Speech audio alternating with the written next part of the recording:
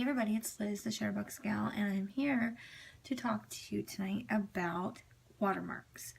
There is a lot of back and forth about watermarks. Should I use them? If I do, how big should it be? Should it be really transparent or should it be blatantly there?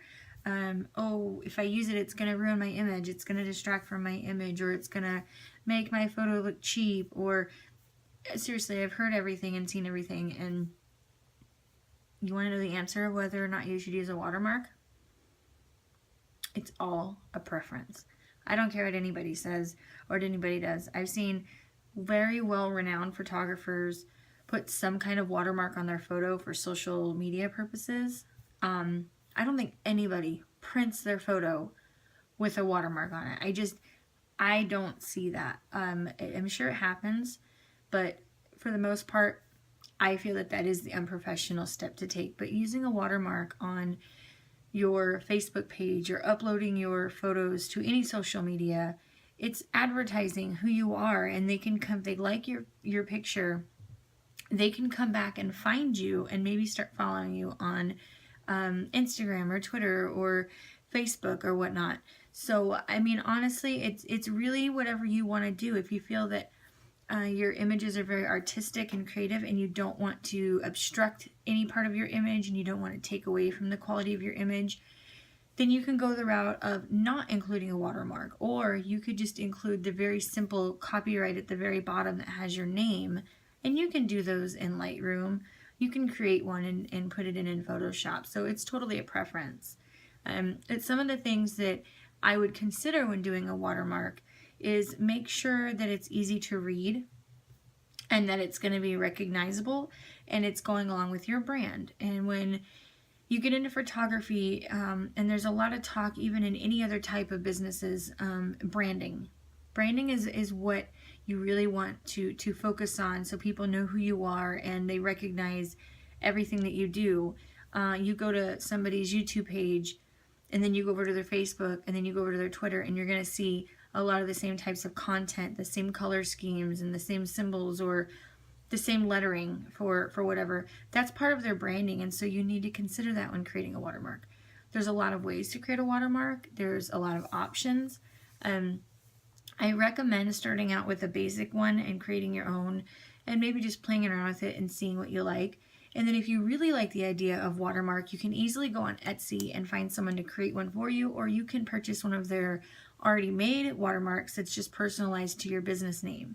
So, you know, that's a way that you can go and have a watermark made if you have no idea how to do one.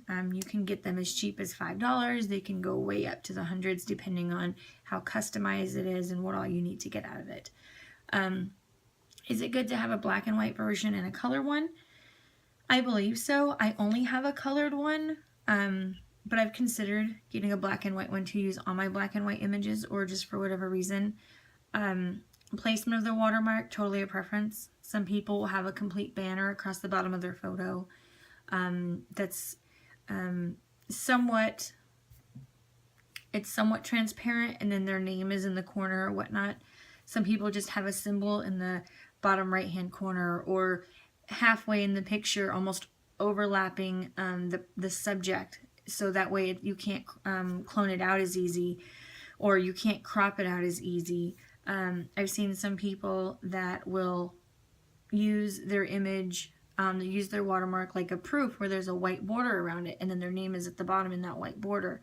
So it's totally a preference on how you want to do it. And I think that the only piece of advice I could give to you that might give you a definitive answer is, does it go with your style and your brand? If you're a portrait photographer and you want people to come back to you and find you because they like your images, then I think yes, definitely use one. If you're more of an artistic photographer and you're a nature and landscape photographer and you feel like it's going to distract from your image, maybe go with the very simple one at the bottom. Or not. You don't have to do one, but there is I see that there's more positives to using one than there is negatives, but that's just my personal opinion. And there are going to be a lot of people that are more professional that tell you don't ever use one. Absolutely not. They're tacky and ugly and whatnot. But even some of these people that have said that it's tacky looking, I've seen them use them still. So, I mean, you really need to think about that. Why are they telling you that? I really don't know. So, watermarks is probably always going to be one of those things, you know, just like, should I use Canon or should I use Nikon? It's always going to be a back and forth. So, you know, hopefully I threw some information at you that's going to be helpful in you determining whether or not you're going to want to use a watermark. If you have any questions about watermarks, you can shoot me a message or comment below. I'll give you the best answer that I have, or maybe send you in the right direction of where you could get one that is going to work for you. And there are some free sites out there that you can try. I believe that, I don't know if it's Squarespace maybe. There's a site on there that has options of making watermarks through it. It might be Squarespace. But there's other things like PicMonkey. There's a tutorial how to make one on PicMonkey, and it's going to be somewhat generic.